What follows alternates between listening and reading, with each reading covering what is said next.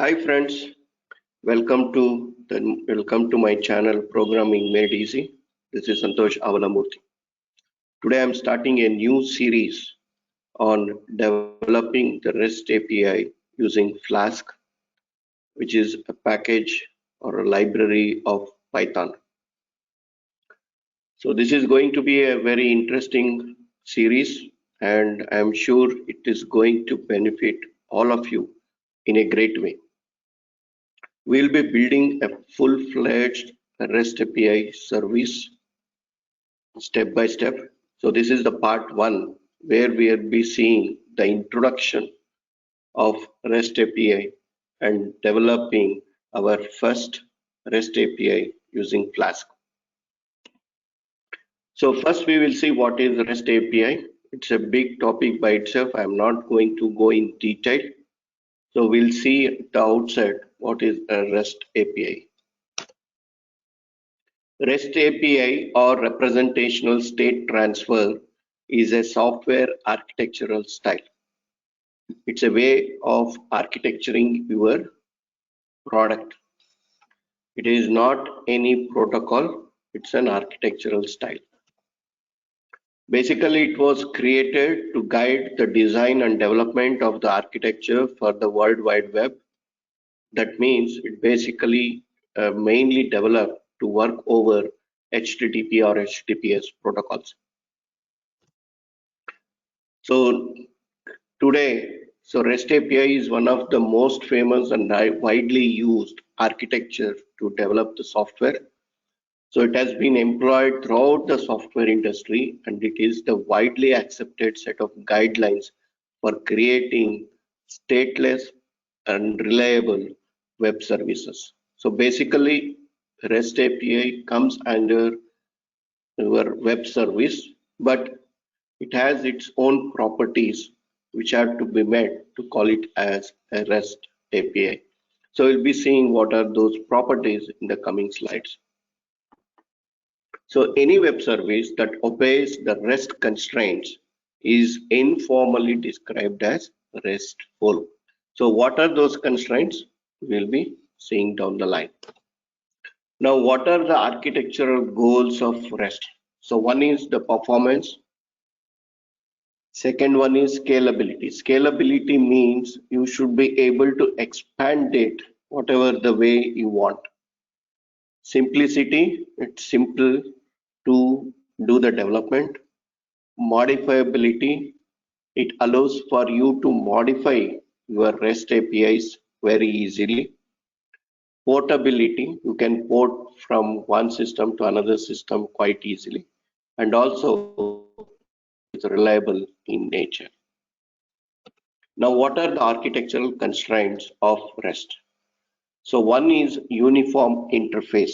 Now, what is the meaning of uniform interface? Means every REST API that you develop, it should be a unique URL. So basically, uniform interface we're talking about is the URL. So no two REST APIs can have the same URL. It has to be unique. It is basically a client server architecture.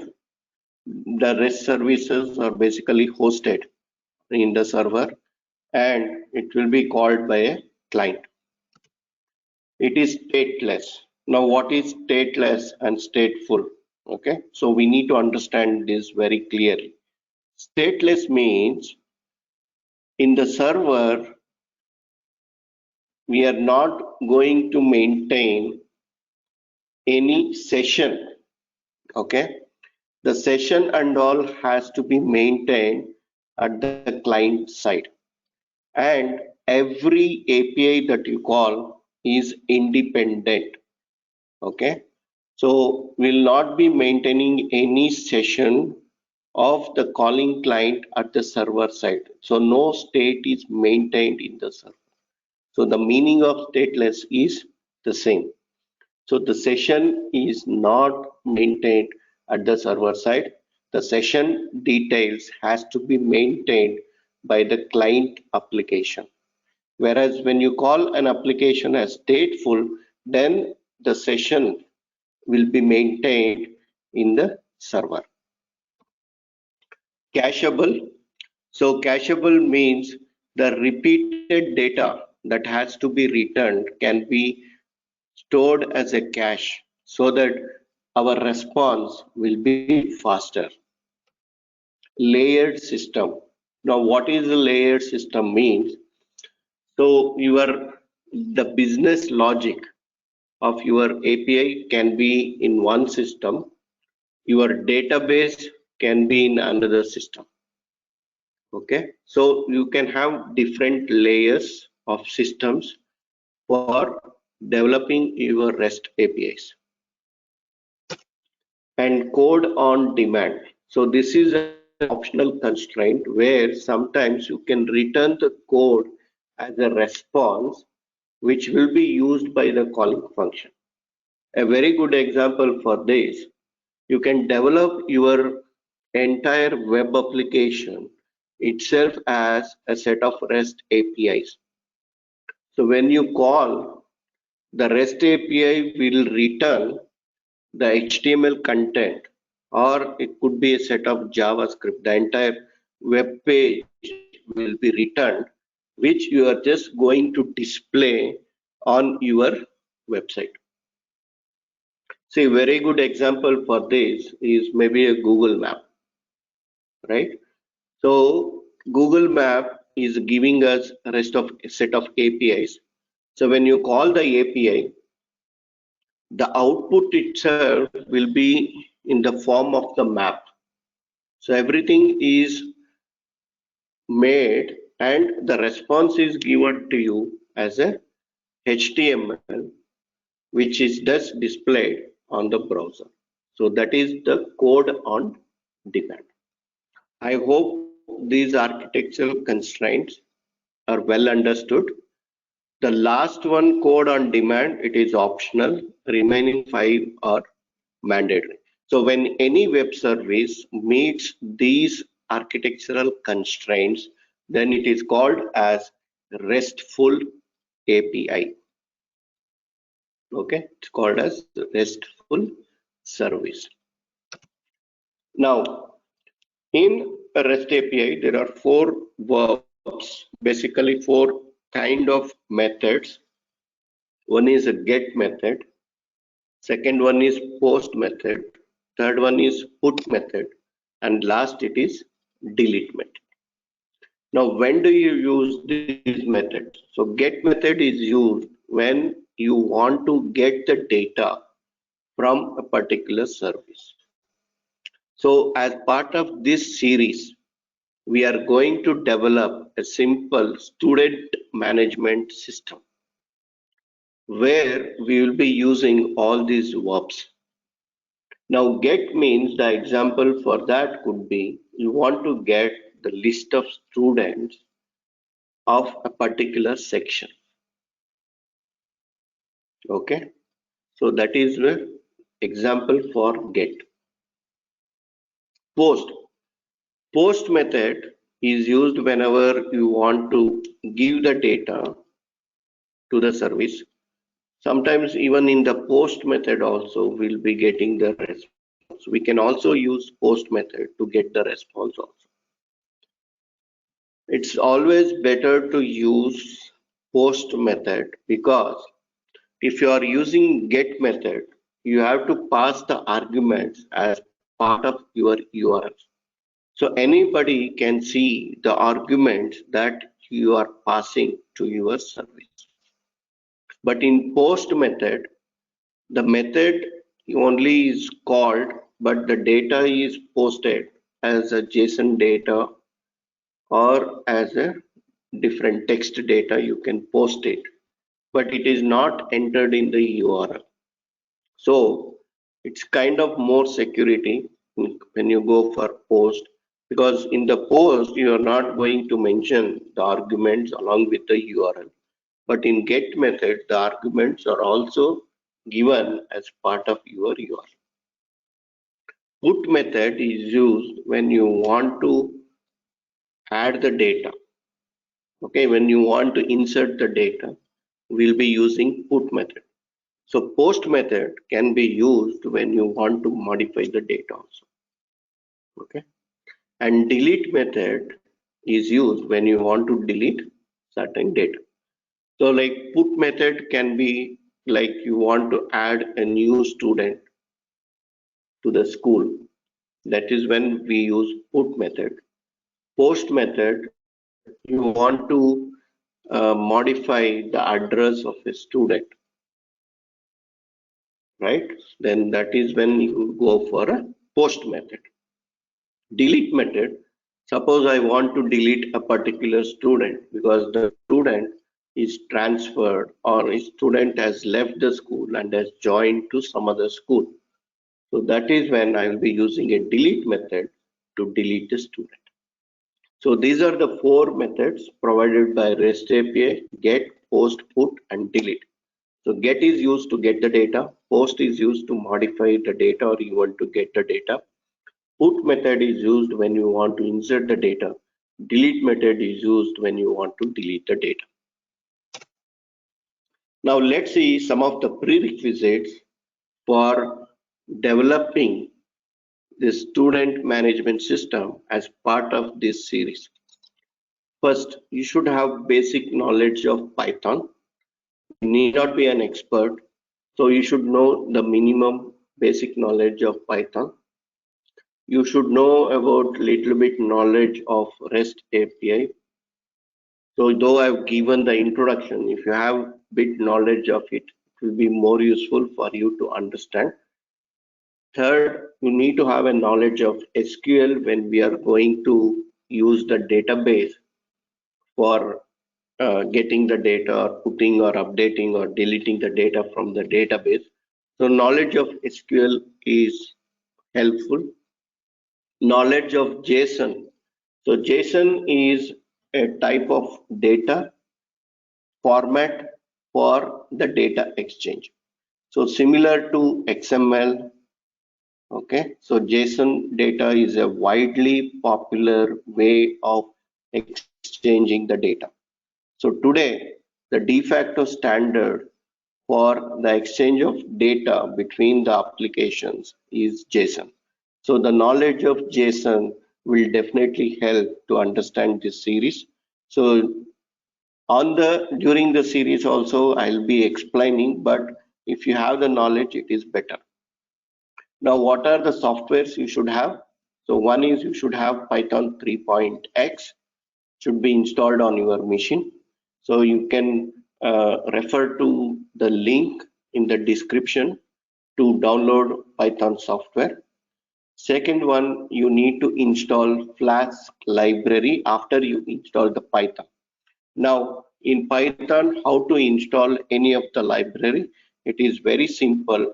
What you need to do is pip install Flask. So when you give pip space install space Flask, then you will be able to install any library in Python. Third one, to test our service, you can use a Postman software to test the services that we develop, to test the REST APIs. You should have any RDBMS database on your system to test the database operations. So you can install any of the database. So that will definitely help us. And a web browser where we can also use browser to call the service. I hope these prerequisites are clear. So once you have these prerequisites installed, then we go for developing our first a simple REST API. Okay, so let's get on to the development of the API.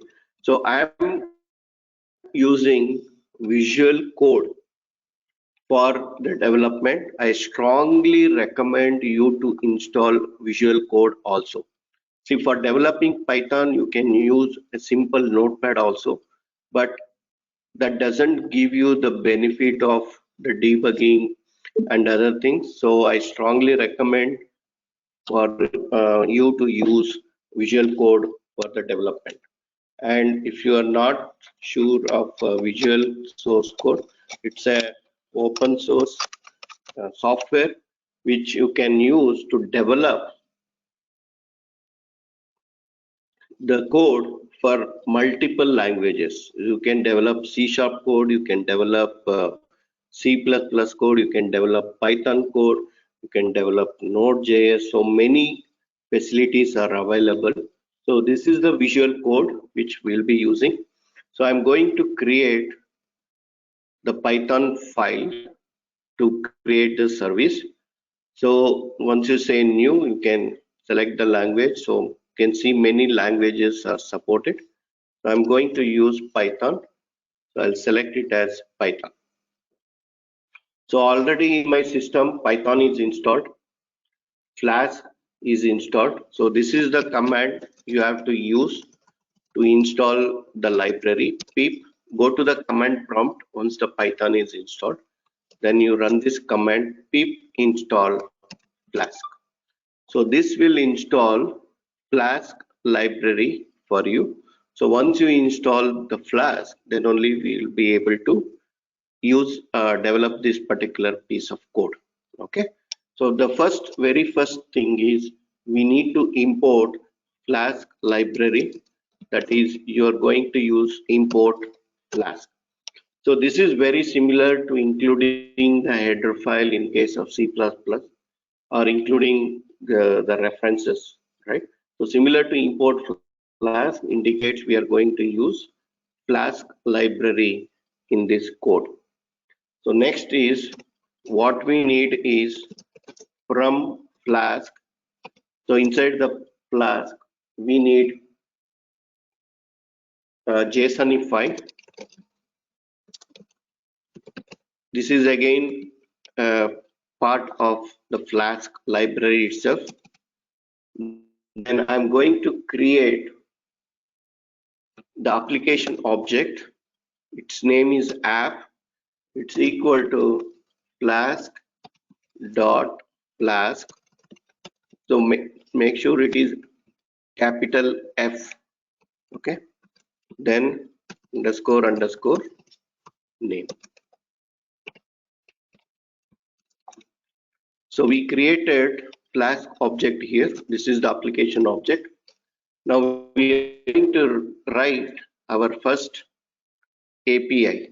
Okay, the first hello world. Like all the programs, if you see, they always start with hello world.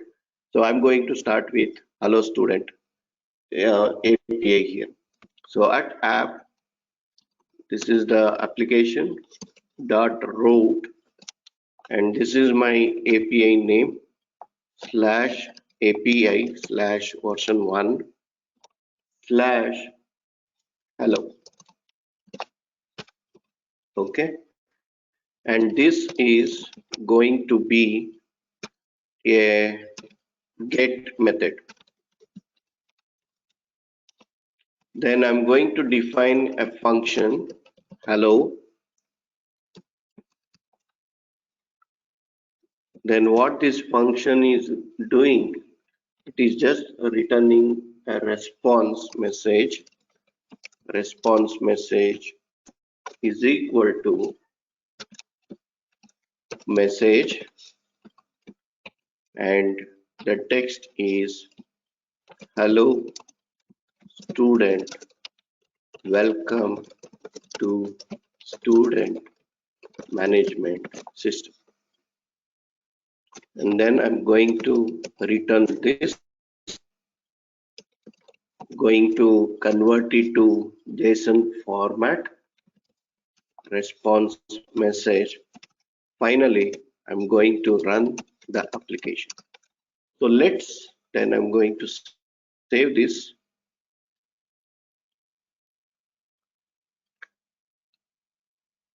So I'm going to save it on my desktop now as student service. So let's see what we have done. So we imported the required libraries, required libraries here, Flask, and then JSONify. JSONify is part of Flask. Then we created application object. Then we created a method here. Now what actually Flask is going to do is, so for every API that you define, we have to create a function. So now what this means is, when you call this particular REST API hello, this method hello is going to execute, and this is the method type verb, that is a get. Then we just created a response message in the JSON format. Now if you see this JSON format, this is a simple JSON tag. So JSON basically similar to uh, XML. Okay, you can define your own tags, but the tags will be in double quote. So this is a string. This is my key value pair. Basically it's a key value pair. So my key is message and value is hello student, welcome to student management system. And we converted this text to JSON format, and we are returning this particular JSON as part of the response. And finally, we are running this particular service. Now, how do you run this service? So for that, what you have to do is, so go to the place where the service is available. I'm going to command prompt and just give the service name. Sorry, API Python file name you can give it. And now this is going to start your server. So now you can see that the service is running, and this is the URL of the service, basically HTTP. Since I didn't give any IP or port number exclusively, by default it takes our local IP address and 5000 as the port number. Now the server is running and it is ready to accept the request. To test it, I'm going to use Postman, which is a very popular tool to test the web services. So this is also an open source tool which you can usually download and install.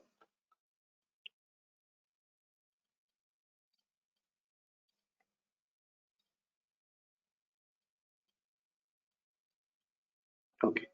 So now what is my complete URL? See, this is my server HTTP URL, right? HTTP up to 5000.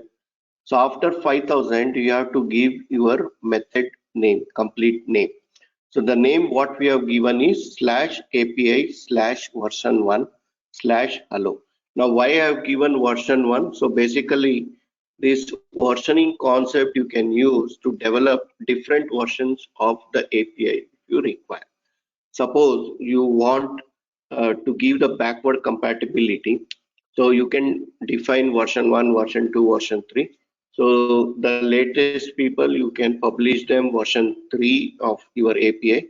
The older customers can continue to use the older version of your API. So that way you can maintain different versions of the same API. That is one more flexibility which is available using the versioning concept. Now if I do, so this is my get method. Here you can see all the different types of methods are available, but the major method we are going to use is get, post, put and delete. Okay, so this is the get method, right? Click on send. So we got the response, right? So whatever the message we send, the response we got. Now the same API I can test it from the browser also, right? So we got it as a response. Cool. So congratulations. So you have written your first API using Flask. So it is very simple, as you have seen, with just less than 10 lines of code. Okay, less than 10 lines of code, we are able to write the first REST API using Flask. So I know it is very exciting. So that is why Python is so popular, because you will be able to do so many things with so much little code, right? So again, so I hope this video is very, very useful for you. So if you like this video, do like it, comment it, share it. If you are not subscribed to the channel, do subscribe, and thanks for watching. So again, as I told, this is a series of videos on developing REST API. In the coming sessions, we'll be seeing how to use the database to do the database operations in your service, then how to do the authentication of the user, and many more. Okay, it's going to be a very, very exciting series.